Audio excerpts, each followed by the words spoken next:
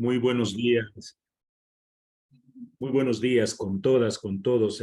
Siempre es esperanzador ver tantas personas, ¿no? Estoy viendo algunas pantallas y aparentemente es una pantalla, pero esa pantalla tiene atrás un grupo grande de catequistas. Siempre es de admirar que en nuestra iglesia todavía existan personas capaces de quitarse un poquito de su tiempo personal para formarse, para prepararse, para servir mejor. Y porque entiendo que muchos de los que estamos aquí ahora, luego de terminado, seguramente no solo con los chicos, chicas de la catequesis, sino en nuestras familias, con nuestros hijos, con nuestros hermanos, seguimos multiplicando la información. Quiero felicitarles, quiero desearles un año 2023 muy, muy bueno. Poco a poco se va quedando atrás esa experiencia de la pandemia. Para algunos quizás ya se nos vuelva muy lejano aquello, ¿no? Quizás sea más sensible para quienes perdimos seres queridos, que todavía su ausencia nos recuerda, ¿no? Sin embargo, pues no debemos olvidarnos de que esa experiencia dolorosa también fue semilla de construcción del reino de Dios, porque allí también descubrimos un poco más de solidaridad, descubrimos esa osadía de seguir evangelizando, aunque sea por estos medios, ¿no? Descubrimos otra forma de orar, otra forma de acercarnos a familia. Que esas experiencias no las perdamos. Hoy vamos a hablar sobre el tema 8, ¿no? Lo ideal, y espero que así haya sido con muchos de ustedes, es que ese folleto 8, durante los días pasados, a pesar de que eran días de fiesta, de descanso en algunos casos, lo hayan podido repasar, que tengan algunas nociones que hoy podremos aclarar. Como decía Lauren a la introducción, cuando estábamos todavía dialogando informalmente, el tema de la geografía siempre es un tema un poquito complicado, pero muy necesario, muy necesario. Entonces, yo voy a tratar de hacer una exposición muy corta para hablar básicamente de la geografía física, es decir, las regiones que marcan la vida de Jesús. Haremos algo de la geografía humana, es decir, los distintos grupos, y algo de la geografía económica, cómo estaba estructurada la vida. De esos tres elementos lo vamos a ver. Y ojalá nos quede algún tiempito por si acaso hay alguna pregunta, duda. Yo quiero invitar a los catequistas, si tienen alguna preguntita, sería bueno que en las parroquias, no sé si les hayan dicho antes, tengan hojitas de papel para que anoten sus preguntas y se las pasen a quienes están liderando los distintos lugares. Entiendo que son los párrocos, en algún caso es un seminarista, en algún caso es algún catequista, para que ellos, si hay alguna pregunta, cuando le digamos o cuando crean conveniente, alcen su manito y pregunten, pregunten. Lo importante es siempre conocernos, ¿no? Yo de Caluma aprendí mucho viendo en Caluma, aprendí una de las frases que me quedó marcada como docente, como biblista, ¿no? Y es que viendo todas esas naranjas, yo decía que nosotros los biblistas, los que nos dedicamos al trabajo bíblico, debemos ser como una naranja, ¿no? Y ustedes catequistas son las manos. Si usted aprieta y exprime, le puede sacar harto jugo a esa naranja. Pero si usted no le exprime, pues la naranja se seca. Entonces, para nosotros, para Lauren, para el Padre Hernán, para todos los que nos dedicamos a este servicio pastoral, es un verdadero placer que nos expriman y nos saquen hasta la última gota de jugo. Voy a compartirles un PowerPoint que ya luego les harán llegar. Hay otro que seguramente luego se los van a hacer llegar, que son los PowerPoint que acompañan normalmente a los folletitos rojos que ustedes han recibido. En el centro bíblico nos hemos dado la tarea de ese folleto volverlo en PowerPoint. Entonces yo no voy a usar el mismo, voy a utilizar otro complementario precisamente para ampliar un poco el conocimiento, ¿no? Y más bien lo iré explicando. Me imagino que ahora ya lo estarán viendo en su pantalla. El Padre Hernán, se ve el PowerPoint, ¿verdad? Sí, sí, sí, está bien. Ok, muchas gracias. Entonces vamos a ver un poco la tierra en la que vivió Jesús. Cuando Jesús hizo una pregunta a sus discípulos, pregunta que hemos reflexionado muchas veces, según Marcos 8:27, Jesús le pregunta a la gente, ¿quién dice la gente que soy yo? No está solamente haciendo una pregunta en cuanto a confesión de fe. Normalmente cuando nosotros analizamos esta pregunta, siempre la hacemos desde una perspectiva teológica, desde la fe. para responder que Jesús es pues el ser divino que vino a salvar al mundo. Sin embargo, la pregunta es mucho más amplia. Cuando uno pregunta ¿quién soy yo?, se está preguntando por todo, ¿no? Por lo físico, lo intelectual, lo moral, lo religioso, de lo que uno es. Generalmente la respuesta que nosotros damos es que Jesús es el hijo de María, es el hijo del carpintero, es el maestro, es el moreno. Muchos jóvenes le llaman el flaco, que el profeta. Incluso en una radio, en la radio San Francisco, me llama la atención, utiliza muchas veces la expresión nuestro Padre Jesús del gran poder, ¿no? Lo que es un error, porque Jesús no es nuestro Padre, Jesús es el Hijo. En la Santísima Trinidad tenemos al Padre Creador, el Hijo que es el Redentor y el Espíritu Santo que nos santifica. Pero esa respuesta no es que esté mal, pero es una respuesta que muchas veces damos que nos da una partecita, quizás la más importante de Jesús, pero esa confesión de fe, como decía hace un rato Lauren, está enmarcada en unos rasgos físicos, en unos rasgos históricos, en unos rasgos culturales, que tenemos que conocerlo para poder entender qué es lo que marca la vida de Jesús. Voy a poner un ejemplo que me gusta siempre poner, ¿no? Hay un momento en que Jesús le dice a sus discípulos, si tu mano derecha, no, voy a poner otro más fácil mejor, ¿no? Si tu hermano te da una bofetada en la mejilla derecha, preséntale la izquierda. Eso corresponde a un condicionamiento cultural. Golpear en la mejilla derecha en el tiempo de Jesús era despreciar a una persona. Es decir, Jesús no está haciendo referencia directamente a un golpe físico, sino a un gesto de desprecio. ¿Sí? Entonces, cuando uno entiende eso, va entendiendo que Jesús lo que está diciendo es, si alguien viene a despreciarte, golpeándote la mejilla derecha, preséntale la otra, porque no tienes que permitir que nadie te desprecie. Esto que les estoy diciendo, que espero haya quedado claro, muchas veces nosotros no lo entendemos porque no conocemos los condicionamientos culturales. Y entonces terminamos diciendo lo que a veces decimos en la catequesis, ¿no? Que Jesús cuando dice que pongan la otra mejilla es que nos enseña a perdonar, a no guardar rencor, lo cual no es verdad, porque si uno lee el Evangelio, más adelante, en un momento cuando Jesús ya está preso, viene un soldado romano y le da una cachetada. Y uno espera que Jesús ponga la otra mejilla para que sea coherente con lo que ha enseñado, pero Jesús no pone la otra mejilla. Jesús le va a decir, si dije algo malo, dime qué fue, y si no, ¿por qué me pegas? Entonces uno se queda como medio loco, ¿no? A ver, Jesús, ¿ponemos o no ponemos la mejilla? Me explico. Esto tiene que ver con un ambiente cultural. Si nosotros conociésemos un poquito más, y eso es lo que pretendemos en estos cursos, que usted conozca un poquito más el sentido de las palabras, porque Jesús, y atención a lo que voy a decir, compañeros y compañeras de todas las parroquias, Jesús, cuando habló, cuando actuó, cuando comió, cuando celebró, lo hizo como un hombre judío, galileo, de una región concreta y en un tiempo concreto. Jesús no estuvo pensando en si nosotros íbamos a entenderle o no. Esa es tarea nuestra, poder entender qué significan las acciones, las palabras, los comportamientos que tuvo Jesús en su tiempo. Y una vez que podamos entenderlo en su tiempo, tarea como catequistas, aplicarlo a nuestro tiempo.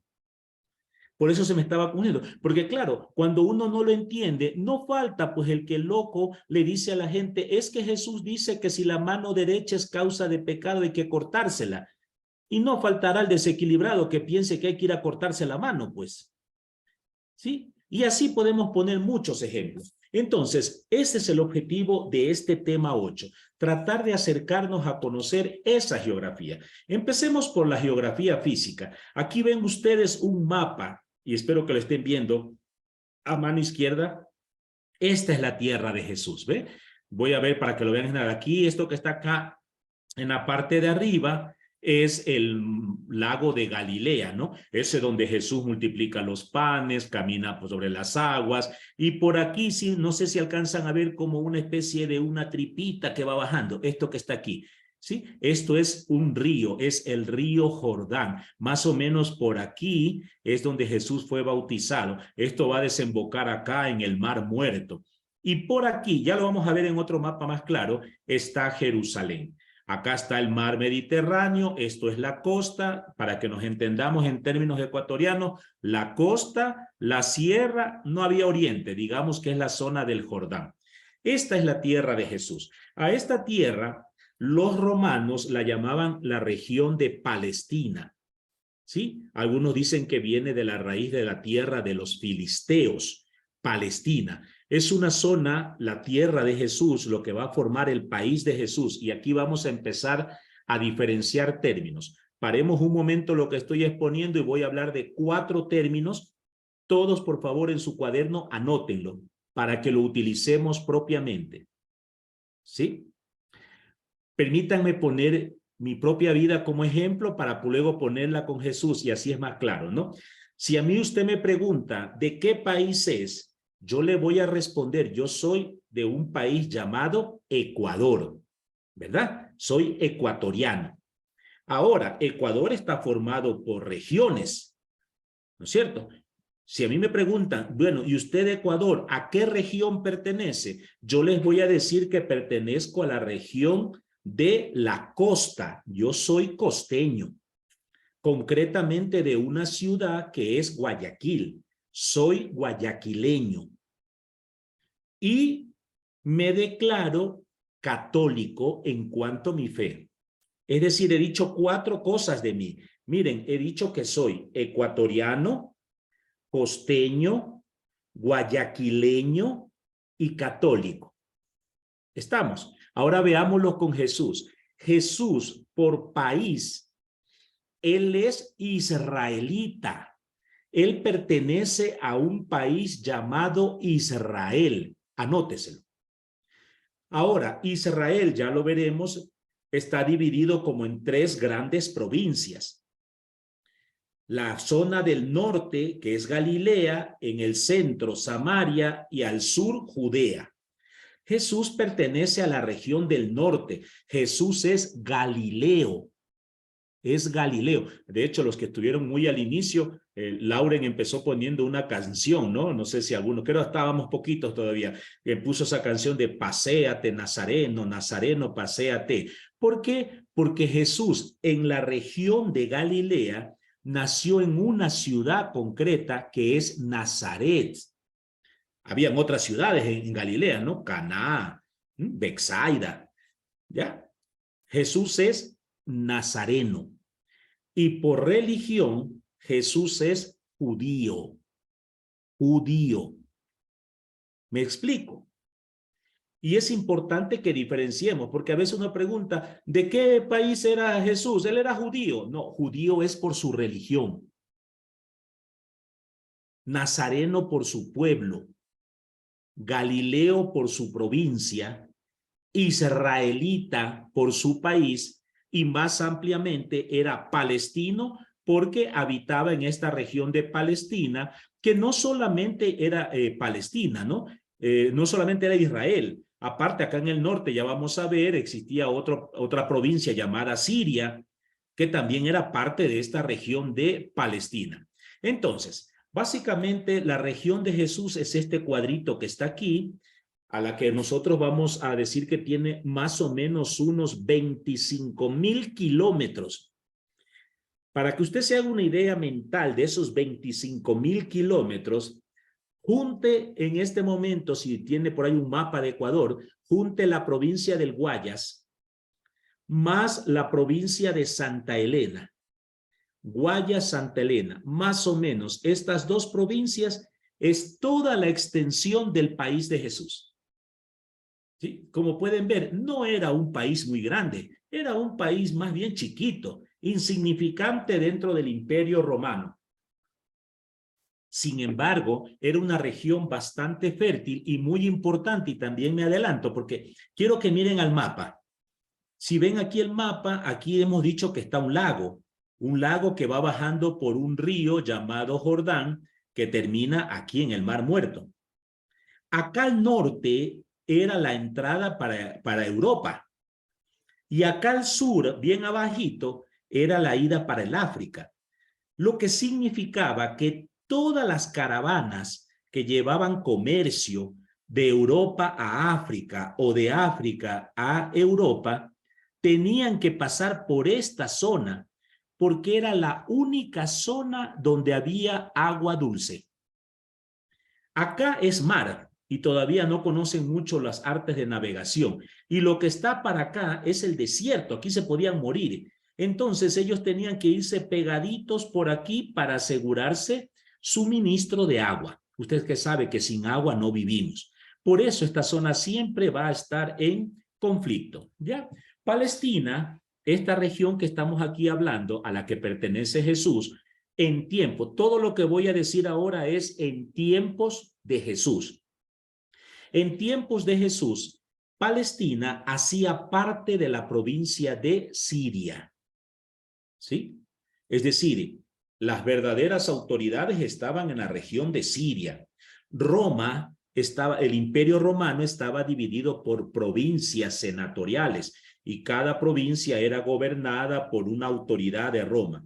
Ahora, la provincia, a su vez, se dividía en pequeñas regiones protectoradas. Si lo ponemos en palabras para que entiendan, sobre todo los más chiquitos que están en escuela y recordarán esto, ¿no? Los más niños. Las provincias, ¿cómo están divididas en nuestro país? Por cantones, ¿no es cierto? Entonces, Bolívar es una provincia, ¿no es cierto? El gobierno central del Ecuador, ¿dónde está? En Quito. Ahí está el presidente, ahí está la asamblea. Ese es el gobierno general. El gobierno general, para poder administrar la provincia, nombra en cada provincia un gobernador, ¿verdad? En el tiempo de Jesús no se le llamaba propiamente gobernador, sino procurador.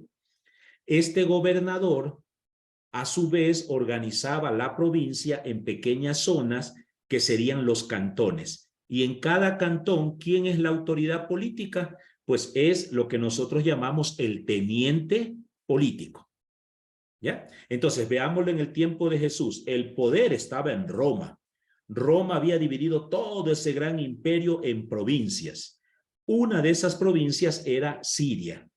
Y Siria se dividía en pequeñas regiones, en cantones. Uno de esos cantones era Palestina, la región en la que Jesús nace. ¿Y quién gobernaba allí como teniente político, como procurador? Bueno, en el tiempo de Jesús, usted recordará uno que fue muy importante, sobre todo al final de la vida de Jesús. Allí gobernaba un hombre llamado Poncio Pilato. Él era la autoridad.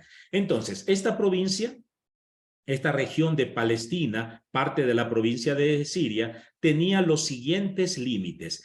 Voy a pasar a la siguiente y luego regreso para completar esto, ¿sí? Porque aquí tenemos. Al norte estaba la región de Fenicia y Siria. Aquí al norte Fenicia y Siria. Al sur estaba la región de Idumea y el Mar Muerto. Al este estaba todo lo que se llama la región de Transjordania. Aquí había una región que va a aparecer muchos en los evangelios. Se va a llamar la Decápolis. Decápolis. Aprendas esa palabra, Decápolis. Deca en griego significa 10 y polis, ciudad. O sea, la Decápolis eran 10 ciudades griegas que había a este lado del río Jordán, al lado este, donde habitaban gente pagana. ¿Por qué va a ser importante para usted recordar la Decápolis? Porque sobre todo en el Evangelio de Marcos, Jesús va a tener mucho contacto en esta región de la Decápolis. Y acá, al oeste, la frontera la hacía con el mar Mediterráneo. Esas eran las fronteras de este país, ¿sí? En el norte, aquí en el norte, básicamente habitaban campesinos y de manera especial pescadores. Aquí en esta región del lago de Galilea que estoy señalando, pues era una región rica en pescado. De hecho, recuérdense que la vida de Jesús, la vida pública, de alguna manera va a empezar cuando Jesús, aquí estoy señalando, no sé si alcancen a ver en su pantalla, aquí está Nazaret, el pueblo en el que Jesús vive, y Jesús se traslada hasta el lago de Galilea y empieza a llamar a sus discípulos, ¿no? A Pedro, Santiago, Andrés, Juan, para que lo acompañen. Entonces, aquí en el norte, una buena industria era el pescado, ¿ya? En el sur había un poquito más de campesinos que se dedicaban al campo, a los animales, a la agricultura, porque la tierra era mejor, aunque también en el sur gran parte de la vida giraba en torno a la ciudad de Jerusalén. Aquí la ven, Jerusalén. ¿Por qué? Pues porque ahí estaba el templo y en torno al templo se movía toda la vida social y religiosa del pueblo. Allí había venta, compra-venta de animales, ofrendas, frutas, se pagaba impuestos, se hacía de todo allí. ¿Sí? En el tiempo de Jesús, estamos en una forma general, el poder estaba dividido como en tres grandes secciones. El poder, atención. Hemos dicho hace un rato que esto es una provincia perteneciente a Siria, pero que el verdadero poder es Roma. En nombre de Roma, ¿quién gobernaba esta región?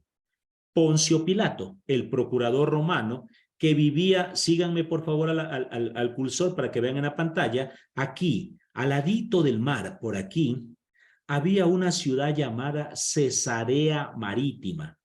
Usted dirá, ¿por qué Cesarea? Y Cesarea, ¿no? Porque a veces los catequistas no le ponen bien la tilde, en vez de decir Cesarea, dicen cesárea. Y la cesárea es la que se hacen las mujeres cuando dan a luz, pues. Cesarea.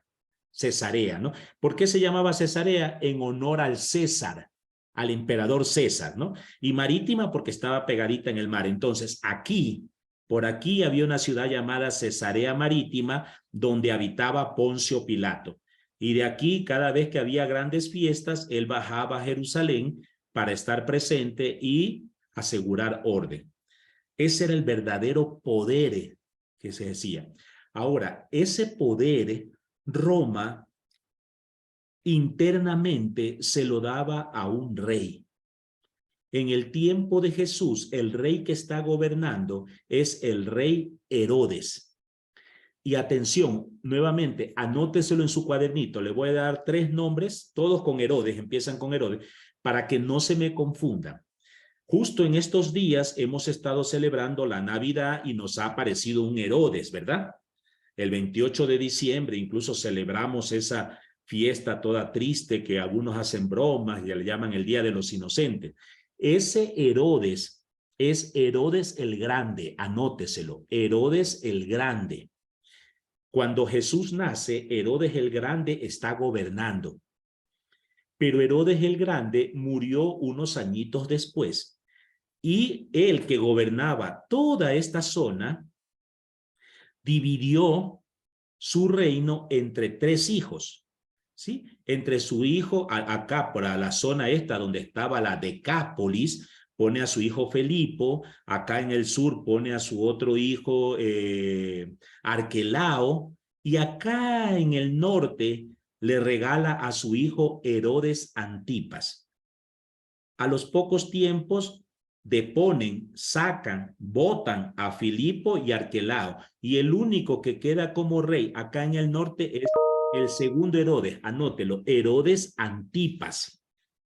Este es el que está gobernando cuando Jesús hace su vida pública. A él es al que se lo llevan cuando Jesús ya está preso, ¿no? Miren, a mí me ha llamado siempre la atención, cuando Jesús está frente a Pilato, Jesús no tiene problema en hablar con Pilato, pero cuando lo llevan a Herodes Antipas, Jesús lo desprecia tanto que ni siquiera le habla. Es más, en un momento Jesús se refiere a Herodes Antipas como zorro. Vaya, díganle a ese zorro. ¿Por qué Jesús tenía tanto enojo contra Herodes Antipas?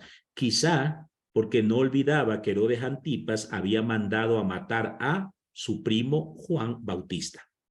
¿Ya? Entonces, él era, digamos, el poder político interno. Él obedecía lo que Roma le mandaba. Cuando Roma quería poner orden, exigía que Herodes Antipas lo haga. Y acá en el sur, en Jerusalén, estaba quizás el mayor poder, que era el poder religioso liderado por el sumo sacerdote. El sumo sacerdote. En el tiempo de Jesús había una parejita, ¿no? Uno que ya había sido sumo sacerdote y que era suegro del actual sumo sacerdote, ¿no? Anás y Caifás, que eran los verdaderos poderosos en aquel tiempo, ¿ya? Entonces, vamos un poquito otra vez para atrás para volver, y aquí nos vamos ahora sí a detener, a ver un poquito cómo se organizaba geográficamente esta provincia, ¿sí? Vamos a verlo primero de norte a sur, si vamos a ir del norte desde aquí al sur.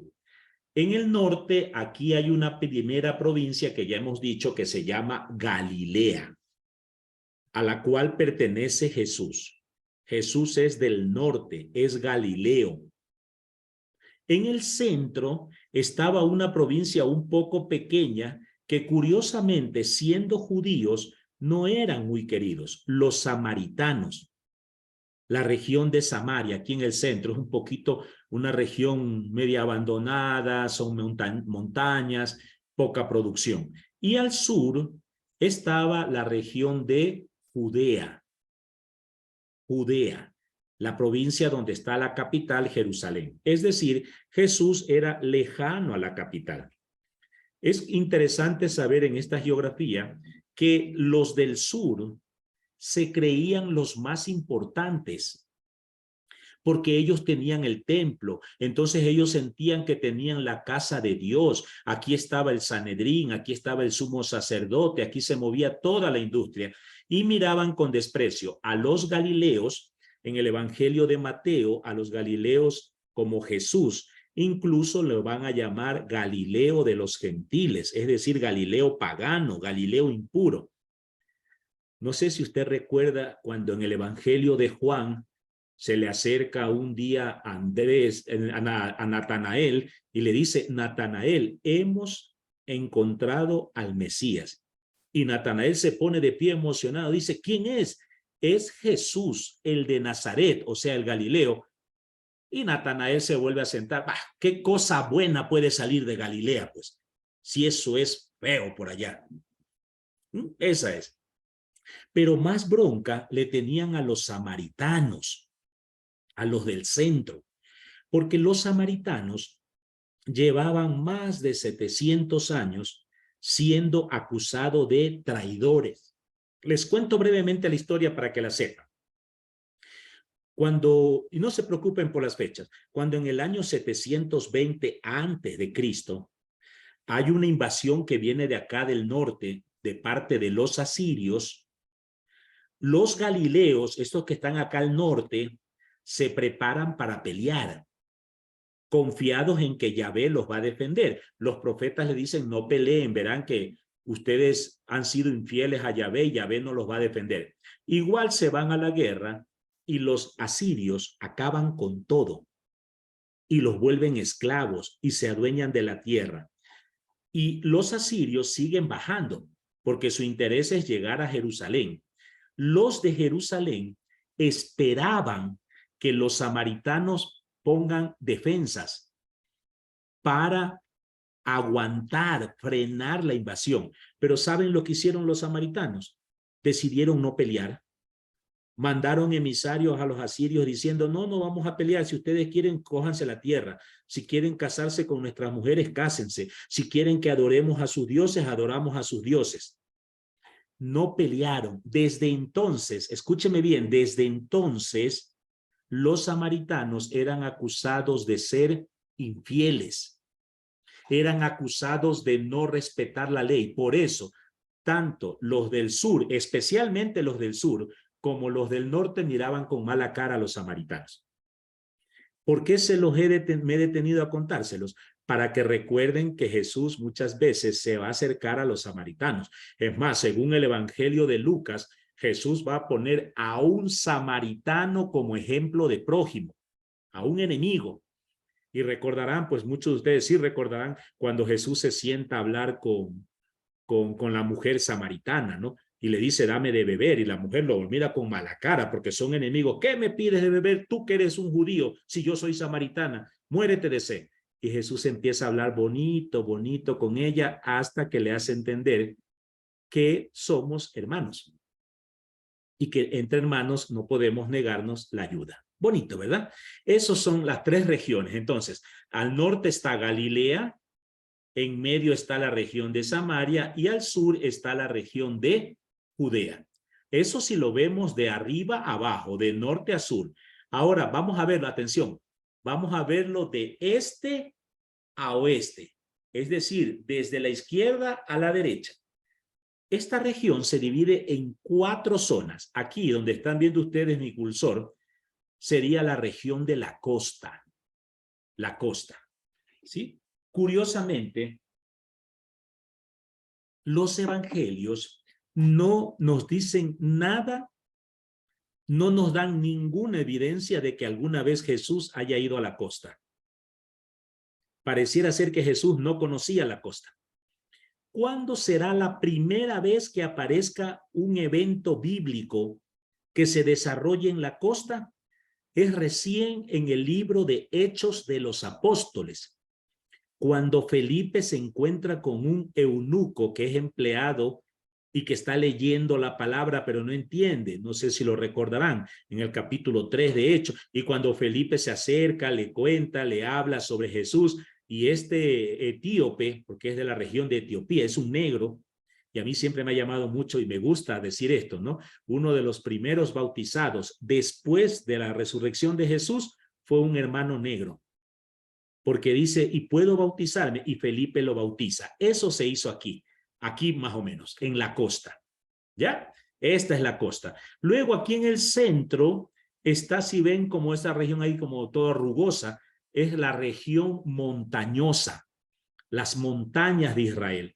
Es allí donde actúa Jesús. Bueno, son montañas pequeñas, ¿no? No son esas grandes montañas que tenemos en Ecuador de 1800, 2700, 2500 metros. Aquí la montaña más alta, unos 800 metros, era el Monte Carmelo, pero son montañas, cerros, digamos. En esta región del centro, entre montañas, es donde Jesús camina y actúa.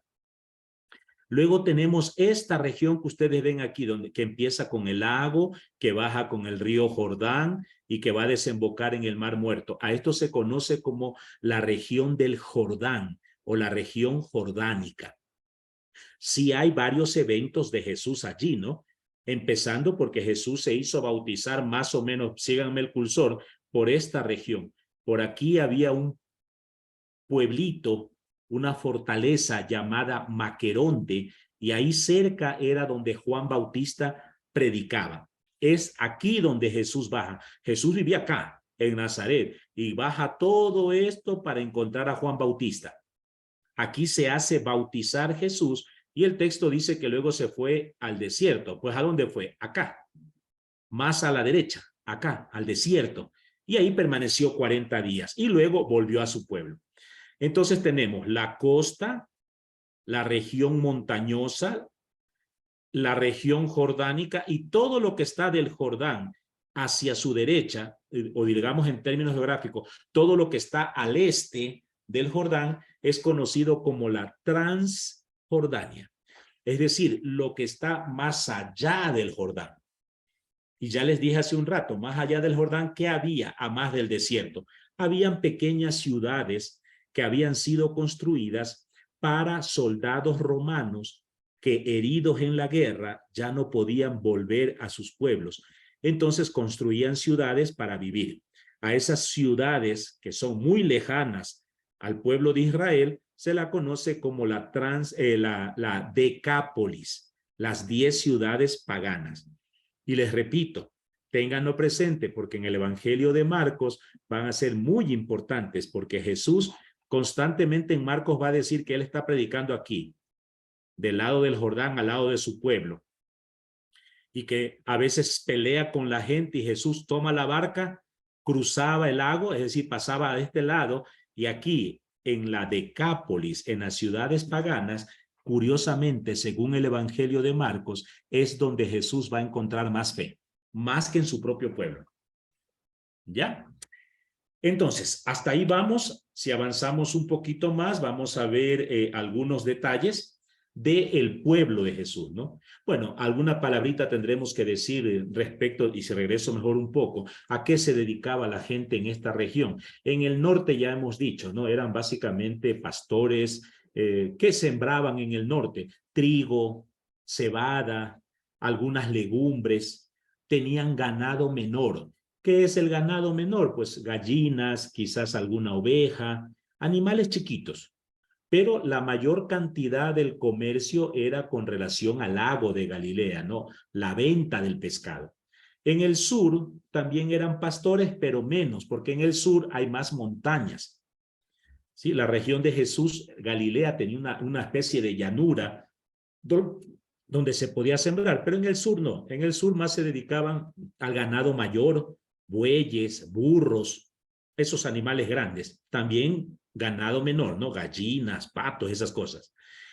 En el sur básicamente se dedicaban al comercio, ¿sí? Al cambio de moneda, por ejemplo. Tienen ustedes que saber que en la zona sur, muchos judíos que vivían fuera de Israel tenían que venir por lo menos una vez al año a las grandes fiestas y purificarse. Y ellos llegaban con su moneda. Entonces ellos cogían esa moneda y tenían que cambiarla. Sí, es como cuando nosotros vienen visitas nuestras familiares, a lo mejor que viven en España, en Alemania. Ellos llegan a Ecuador y a lo mejor traen euros. Y los euros no nos sirven, porque aquí nadie utiliza euros. ¿Qué tienen que hacer? Pues cambiarlos por dólares. Los que venían de afuera tenían que cambiar la moneda porque había prohibición de que en el templo entren monedas extranjeras. Eso era considerado malo. Entonces tenían que cambiarlo a las monedas propias de Israel. Y eso era un negocio, ¿sí? Porque abusaban, porque no pagaban lo correcto. Por eso en un momento, además que vendían animales. Verán que les voy a contar algo. Atención.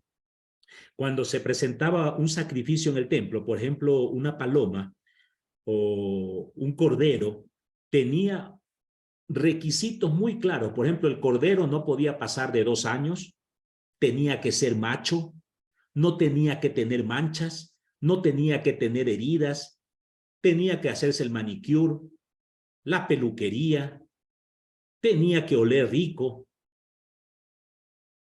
Y aunque cualquier persona podía llevar el animalito desde su casa, generalmente siempre le encontraban un defecto, siempre.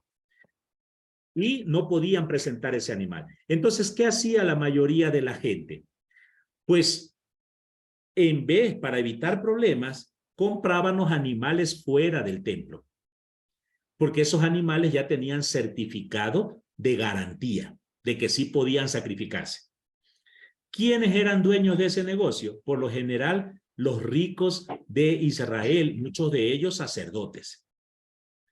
Está claro, ahí usted puede entender por qué el enojo mayúsculo que se pega a Jesús cuando ve cómo abusan de la gente, le roban su dinero, le explotan y Jesús arma un látigo y entra a ese templo y empieza a repartir latigazos, patada y puñete, diciéndole que han convertido la casa de oración donde tenemos que ir a encontrarnos con Dios en un comercio que abusan de los demás.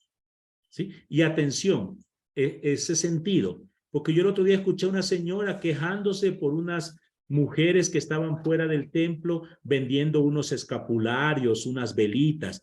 Yo le decía, no señora, a ellas no les esté usted reclamando porque ellas están ganándose el pan de cada día. No es ese el negocio que Jesús cuestiona, son los grandes negociados. ¿Ya? Entonces, y para acabar, en la región del centro, en Samaria, normalmente había un negocio de orfebrería, de artesanía. Una lástima que no podamos conversar entre nosotros. ¿Saben qué era lo que más producían en Samaria? Para las mujeres, maquillaje, porque ya las mujeres en esa época se maquillaban, ¿no? Maquillaje. Pero sobre todo hacían platos, ollas y tazas. Y casi que le regalaría una Biblia a quien me diga por qué vendían tantos platos, ollas y vasos. Pero les voy a adelantar la respuesta para yo mismo ganarme la Biblia. Porque casi que cada mes había que romper los platos. Porque las ollas, los platos, todo lo que se utilizaba en la cocina era normalmente utilizado por mujeres. Y cada mes, cuando llegaba el periodo menstrual de las mujeres, todo lo que habían tocado había que destruir. Es decir, si tocaban un plato con el periodo menstrual, ese plato ya era impuro y no se podía utilizar más, había que romperlo y volver a comprar vajilla. Entonces era un buen negocio el que hacían. ¿Ya? Esto es un poquito en forma general la parte geográfica. Ahora veamos un poco cómo estaba organizado el pueblo de Jesús. El pueblo de Jesús. Igual que nosotros tenemos Ecuador, no sé, ustedes saben que nuestro país es declarado un país multicultural y pluriétnico, así es, ¿no? O es multiétnico y pluricultural, así creo que es. Nuestra Constitución dice que el Ecuador es un país multiétnico y pluricultural. Multiétnico, ¿por qué? Porque tenemos varias etnias, ¿no? En Ecuador hay cayambis, hay cañaris, hay sáchilas, hay chachis, hay shuar, ashuar, ¿eh? Una serie de etnias y cada una distinta, ¿no? Para quienes vivimos en la sierra tenemos que aprender a distinguir entre nuestros hermanos y muchas veces se distingue, por ejemplo, por el color del ponchito, ¿no es cierto? En la región de Bolívar, nuestros hermanos indígenas usan un ponchito rojo. En Otavalo, el poncho es de color azul. Los zaraguros en Loja utilizan un poncho negro. Y hay que aprender a distinguirlos, porque a pesar de que a veces hablan más o menos la misma lengua, tienen costumbres distintas. Pero también somos multiculturales, porque tenemos diversas culturas. Entonces, miren, no es lo mismo un negro de Esmeralda a un negro del Valle del Chota. ¿Sí? Si usted ve, el negro de Esmeralda tiene una forma de hablar, un tipo de música que le gusta, una alimentación que es distinta a sus hermanos negros del Chota que tienen otra música. El negro de Esmeralda escucha mucho la marimba, mientras que el negro del Chota escucha mucho más la bomba.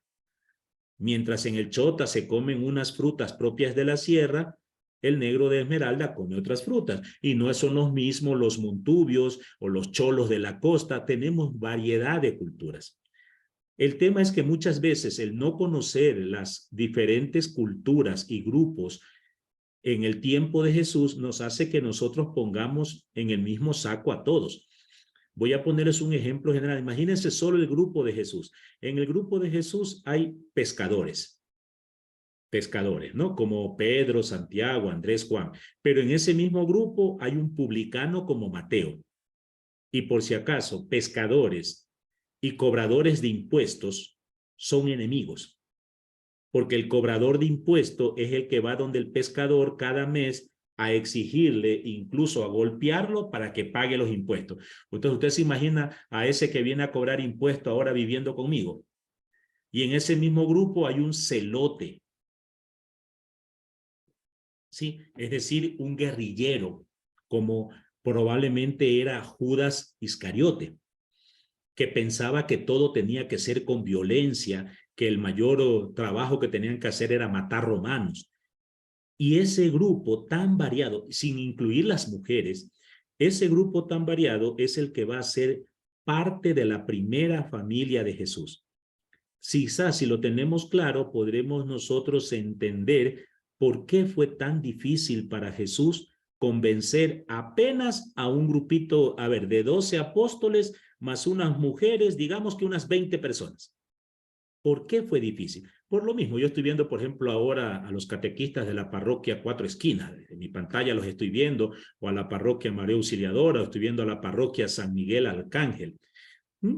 Ustedes son un grupito pequeño, serán 30, 40 catequistas, pero a veces qué difícil es ponernos de acuerdo, porque entre nosotros hay diferencias. Primero, de edad, ¿no es cierto? Están los mayores que miran a los jóvenes y le dicen, vea, joven, aprenda. Usted tiene que aprender a obedecer.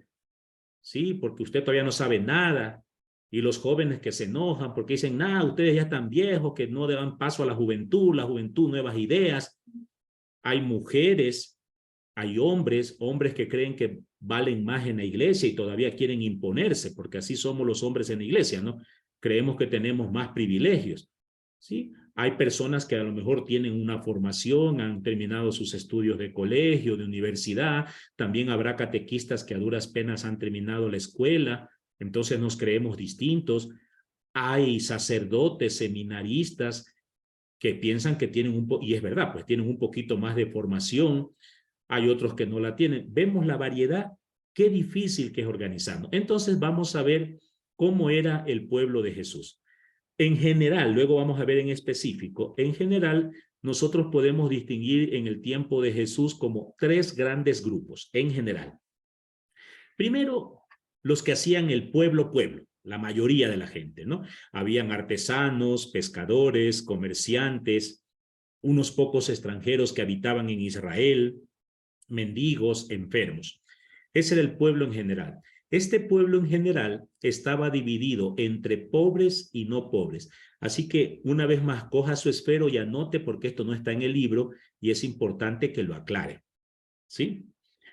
¿Cuántas veces a uno cuando le preguntan, ¿Jesús fue pobre o no fue pobre? Y nosotros enseguida decimos, sí, Jesús fue pobre. Y Jesús no es pobre, pues. El concepto de pobreza en la cultura judía no tiene que ver con cuestiones económicas. Lo repito, para nosotros la pobreza es carencia económica, ¿cierto? Nosotros decimos que una persona es pobre porque no tiene comida, no tiene casa, no tiene ropa, no puede ir al colegio. Eso decimos que es pobre, ¿verdad? Pero esa idea no está en la Biblia. Por favor, corríjanla. Corríjanla para una buena lectura. En la Biblia, voy a decirlo despacito para que lo anote. En la Biblia, la pobreza hace referencia al rechazo social.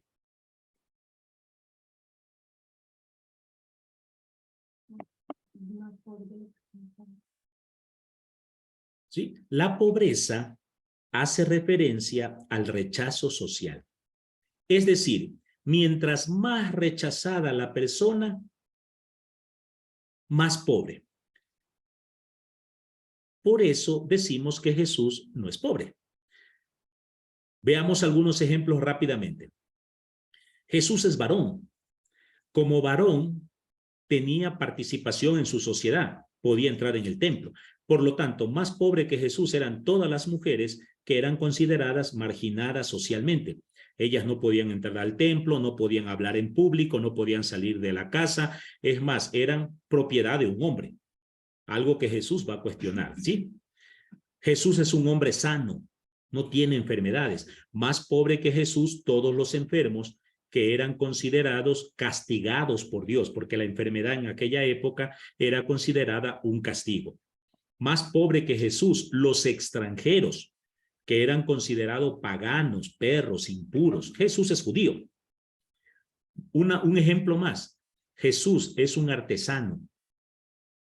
Hemos aprendido que era un carpintero, que era una profesión humilde, pero muy aceptada socialmente por el servicio que prestaba. Más pobres que Jesús, quienes ejercían profesiones consideradas impuras. Por ejemplo, los recaudadores de impuestos, los carniceros, los aguateros y una que les va a llamar la atención, los pastores. Los pastores. Ayer celebrábamos la fiesta de los Reyes Magos, ¿no es cierto? Y yo me preguntaba ayer, ¿por qué decimos que es la fiesta de los Reyes Magos y nos olvidamos que también es la fiesta de los pastores? Porque no sé si en las homilías los sacerdotes les explicaron un detalle, ¿no? Miren, Mateo quiere hacer una comparación dramática. Cuando nace el niño Dios, el rey de Israel, que es Herodes el Grande, no se olviden que el rey es un hijo de Dios. No reconoce el nacimiento de Dios. Y cuando él llama a los sacerdotes tampoco lo reconocen. ¿Quiénes van a reconocer que ha nacido el Hijo de Dios? Son reyes magos que son extranjeros, por lo tanto son paganos, son impuros, y lo reconocen los pastores, que son considerados impuros. Es decir, en una palabra, los que reconocen la buena noticia son los marginados, los rechazados. Y es, yo creo que una buena pregunta que ayer tendríamos que habernos hecho, ¿no? ¿Dónde nos ubicamos nosotros? ¿Somos parte del grupo del sacerdote y del rey que no reconoce a Jesús, o somos parte del grupo de los humildes y marginados que lo reconocen? Por eso el próximo año deberíamos impulsar la idea de que es la celebración de los reyes y los pastores, porque los pastores también fueron a ver al niño Dios. ¿Ya? Ese es el pueblo en general. Entonces ahí usted ve, ahí hay un pueblo mezclado. A ese pueblo es el que se acerca a Jesús. Un segundo gran grupo en el tiempo de Jesús es el que forma la clase religiosa. Fariseos, maestros de la ley, rabinos, sacerdotes, que se consideraban los puros. Se consideraban, digamos, la clase alta, los que miraban por debajo del hombro a la gente. ¿Sí? Es curioso, a manera de anécdota, cuando a un pobre, a un artesano, por ejemplo, a un pescador, le salía unos granitos en la cara, la gente pensaba que era lepra e inmediatamente concluían, algún pecado ha cometido y por eso Dios lo está castigando. Usted se acuerda en el capítulo 9 de Juan, cuando Jesús se encuentra con un ciego de nacimiento. Y los discípulos le hacen esa pregunta, como buenos judíos le preguntan, maestro, ¿este está ciego por un pecado que él cometió o uno que cometió sus papás? Y Jesús aprovecha la oportunidad para hacerles caer en cuenta que la ceguera no viene de Dios, que Dios no manda enfermedades, que Dios no nos mandó el COVID. ¿Sí? Como algunos creímos hace 2 años, ¿no? Por eso andábamos rezando, pidiéndole a Dios que ya pare la mano, que ya no queríamos más COVID, cuando el COVID es una enfermedad que se produce simplemente por los efectos climáticos que vamos viviendo, pero ya dejemos de decirle que Dios manda que COVID, enfermedades, terremotos. Dios es amor, Dios no castiga, pero esa idea tenía, ¿ya? Ahora, ¿saben cuál es la anécdota? Que de vez en cuando a un sacerdote, a un maestro de la ley, también le salían granitos, pero entonces ya no decían que era castigo de Dios, porque ellos se sentían importantes. ¿Saben cómo interpretaban ellos? Ellos decían que era que Dios en su infinita misericordia quería poner a prueba a su criatura para que demuestre su fe. ¿Sí?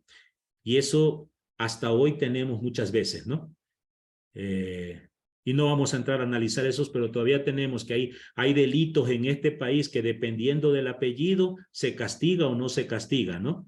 Hace poco hubo un accidente de tránsito en la costa, hubo hasta un muerto, pero como la persona que lo hizo es de una familia muy importante de Guayaquil, 1 hora después le dieron la libertad al señor y se fue del país, ni para responder de sus casos. Pero si esa misma persona vive en la parroquia San Miguel Arcángel, probablemente le meten 12 años de prisión y no le van a dejar libre. ¿Ya? Esa es la clase religiosa. Luego está la clase política formada mayoritariamente en favor de Roma, donde estaban los soldados, los verdaderos cobradores de impuestos. ¿Sí? Y aquí me detengo otra vez por algo que en el librito no está y es bueno entenderlo. Miren, una cosa eran los dueños de la deuda. Me explico. Y lo va a salir más adelante. Los judíos tenían 3 impuestos que pagar cada año. 3. Un impuesto para el templo, un impuesto para la tropa romana y un impuesto para las obras que había que hacer. Y mucha gente no podía pues pagar este impuesto. Entonces venía alguien muy importante, un herodiano, por ejemplo, y pagaba la deuda de todo un pueblo. Vamos a poner un ejemplo muy concreto. Venía un poderoso que tenía mucho dinero y pagaba la deuda de todo el pueblo de Nazaret. Obviamente, cuando hablamos, los impuestos solo tenían que pagarlo los varones adultos, mujeres no, ni niños tampoco. Entonces vamos a suponer que en Nazaret había 100 varones adultos. Había que pagar 100 denarios. Este rico pagaba. Le entregaba a Roma los 100 denarios y se quedaba con la deuda de Nazaret para él. ¿Me explico? Y a continuación, él tenía empleados que iban a cobrar la deuda. Pero obviamente ya no cobraba los 100 denarios, sino los 100 denarios más los impuestos. O lo digo de otra manera, un hombre como Jesús, por ejemplo, que debía pagar un denario en beneficio del templo, como la deuda la había comprado otro, terminaba pagando a lo mejor un denario y medio. Ahora, los que cobraban impuestos no eran pues los dueños de la deuda. Ellos no salían de su casa, ellos mandaban empleados. Y estos empleados es los que iban con violencia a cobrar. A esos empleados que cobraban es a los que la gente le tenía odio, porque eran familiares, eran conocidos, eran del mismo pueblo, pero estaban al servicio de los cobradores. Uno de esos va a ser un discípulo de Jesús al que se llama Leví y también llamado Mateo. Así que traten de imaginarse el enojo que habrá causado que Jesús llame a un tipo tan despreciado como Mateo a ser discípulo. ¿Y cuánto le habrá costado a Mateo integrarse al grupo y al grupo aceptarlo a este hombre llamado Mateo? ¿Ya? Hasta ahí, no sé, vamos a avanzar un poquito más. Veamos la situación social del tiempo de Jesús, los distintos grupos que tenemos, y ya con esto vamos terminando para dejar tiempo a ver si hay algunas preguntas, ¿no? ¿Qué grupos habían en el tiempo de Jesús que van a encontrar ustedes en las lecturas de los evangelios? ¿Ah? Los textos bíblicos que están allí, por favor, este PowerPoint se lo van a hacer llegar a ustedes para que los puedan revisar, ¿no? Grupos que van a aparecer, los herodianos. Los herodianos son, digamos, la clase alta de Israel que para mantener su estatus, su prestigio, sus canonijas, para mantener todo su poder, se sometían a Roma. Se sometían a Roma y vivían al servicio de ellos, obedeciendo lo que Roma decía, ¿no? Ellos no creían en la venida del Mesías. Aquí me detengo otra vez un ratito. Los que puedan anoten un par de ideas para que completen el libro, ¿no? La idea del Mesías viene desde la época del destierro de Babilonia. La época del destierro de Babilonia. Cuando la gente siente que no alcanzan a vivir la alianza y que el reino de Dios parece que se aleja. Entonces la gente vive o nace en la gente el deseo de que Dios envíe un representante a este mundo para que dirija al pueblo a la consecución del reino. Lo voy a decir lo mismo en otras palabras para quienes están escribiendo, ¿no? ¿Sí? El pueblo, unos 400 años antes de la llegada de Jesús, ya soñaba con que Dios mande un representante, un Mesías, un ungido, que eso es lo que significa la palabra Mesías, ungido, ¿sí? Un representante de Dios que venga a organizar al pueblo y llevarlo a vivir la alianza, la promesa de la tierra prometida, o, como dicen algunos profetas, volver a Israel luz de las naciones. A eso es lo que llamamos nosotros la esperanza mesiánica, que, como vamos a ver dentro de un momento, había diferentes formas de interpretarlo. Por ahora, digamos, los herodianos, la clase alta, para que nos entendamos, los ricos del tiempo de Jesús, no creían en ningún Mesías. Igual que hasta hoy, ¿no? Hoy nosotros conoceremos gente que tiene muchísimo dinero y tiene tanto dinero que no cree en Dios, porque creen que, o mejor dicho, su único Dios es el dinero. Confían en su poder económico, en sus carros, en sus propiedades y lo tienen todo. Ya eso pasaba en tiempo de Jesús. Usted se acuerda que un día Jesús le dice a la gente, ustedes no pueden tener dos dioses, no pueden creer en dos señores, o creen en Dios o creen en el dinero, pero tienen que escoger. ¿Sí? Generalmente, y por eso Jesús dice en un momento, yo te doy gracias, Padre, porque estas cosas las entienden los pequeños, los pobres. Cuando uno no tiene nada, cuando uno no tiene seguridades, cuando uno vive del día a día, cuando uno tiene a veces una enfermedad, cuando tenemos COVID encima, es cuando uno mira hacia Dios para pedirle a Dios fortaleza, misericordia en los momentos de dificultad. ¿Sí? No fue lo mismo vivir la experiencia de la pandemia cuando uno tenía plata para comprar comida todos los días y podía quedarse en casa, que aquellos que tenían que quedarse en la casa pero no tenían ni para comer, entonces tenían que arriesgarse a salir a las calles a ver qué encontraba para poder sobrevivir. Y experiencias de esa hubo muchas, ¿no es cierto? Bien, un segundo grupo serán los saduceos. Los saduceos eran la aristocracia, eran los grandes apellidos de la época, las familias que se creían que eran dueñas de Israel, ¿no? De entre esas familias que según la tradición descienden de Sadoc, del sumo sacerdote Sadoc, de estas familias de saduceos siempre salía el sumo sacerdote. Por lo tanto, ellos dominaban el Sanedrín, que era el Congreso, el lugar donde se hacían las leyes en Israel. Ellos tampoco creían mucho en el Mesías. No creían en el Mesías porque creían que el enviado de Dios era el sumo sacerdote. De paso, tampoco creían en la resurrección. Y les cuento una anécdota. Los saduceos y fariseos eran muy amigos en contra de Jesús, pero entre ellos eran enemigos en el tema de la resurrección, porque los saduceos no creen en la resurrección y los fariseos sí creen en la resurrección. Hay un pasaje muy bonito en Hechos de los Apóstoles, cuando a Pablo lo cogen preso y lo llevan al Sanedrín, y ahí están saduceos y fariseos, y lo quieren condenar a muerte a Pablo, y Pablo inteligentemente se levanta y dice: a mí me quieren matar solo porque digo que los muertos van a resucitar el último día. Y los saduceos se levantan y dice: por eso mismo, porque la resurrección no existe. Y los fariseos se levantan enojados: ¿cómo que no existe la resurrección? Y se arma una pelea entre saduceos y fariseos que Pablo aprovecha para escaparse.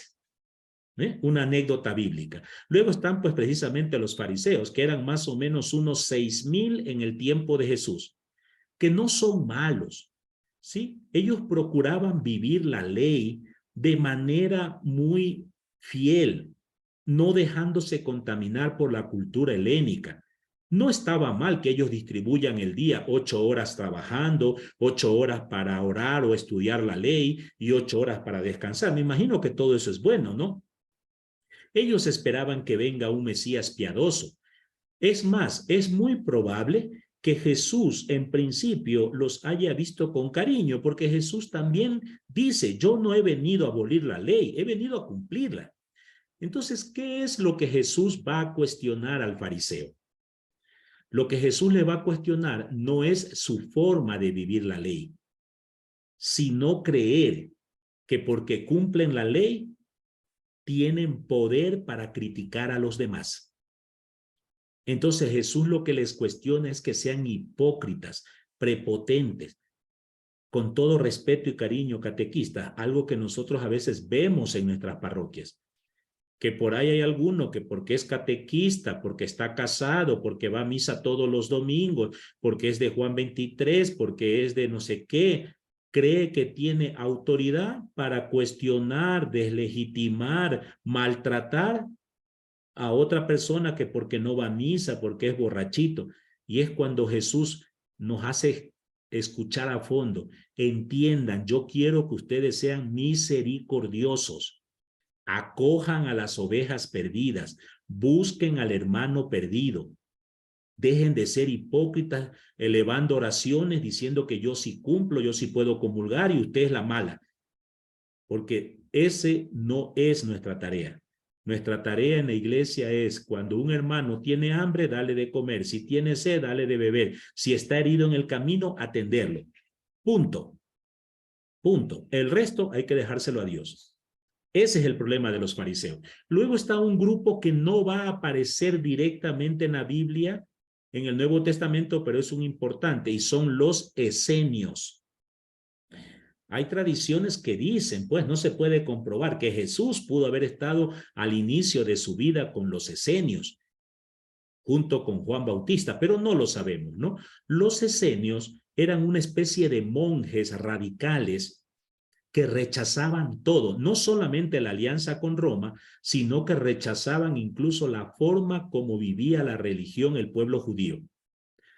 Era tanto el rechazo que sentía que ellos habían salido de la región de Palestina y se fueron bien al sur, al Mar Muerto, acuérdense en el mapa, y ahí vivían aislados, ¿sí? Esperando que llegue el día final cuando todos serían destruidos menos ellos. Este grupo sí espera al Mesías, pero esperan un Mesías que sea el maestro de la justicia, que cumpla la verdadera ley según el libro del Deuteronomio, del Éxodo, y no las reinterpretaciones que luego habían hecho en el Deuteronomio. Luego está el grupo de los sacerdotes, sacerdotes que van a aparecer en la Biblia. Acuérdense de Zacarías, que en estos días está muy activo en nuestras lecturas, ¿no? Zacarías es un sacerdote. En el tiempo de Jesús, los sacerdotes formaban un grupo de 7,200 sacerdotes que se organizaban en 24 turnos semanales para atender los sacrificios en el templo. En el templo se hacían 3 sacrificios diarios.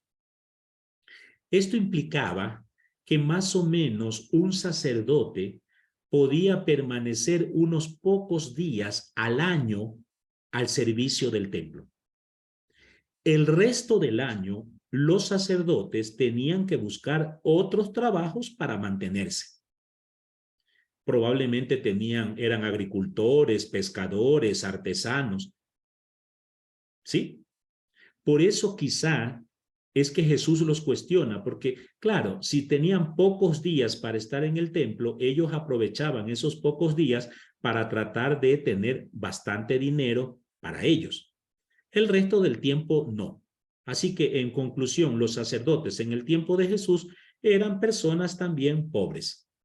Luego tenemos a los publicanos, ¿no? También llamados recaudadores de impuestos, como el caso de Mateo o el caso de Zaqueo, que eran los que ayudaban a cobrar los impuestos y ya hemos dicho, eran considerados pecadores en el tiempo de Jesús. Y finalmente tenemos a los celotes, que era un grupo guerrillero, nacionalistas violentos, que buscaban independizarse de Roma y de paso independizarse de herodianos, de saduceos y de muchos fariseos que estaban al servicio de los romanos.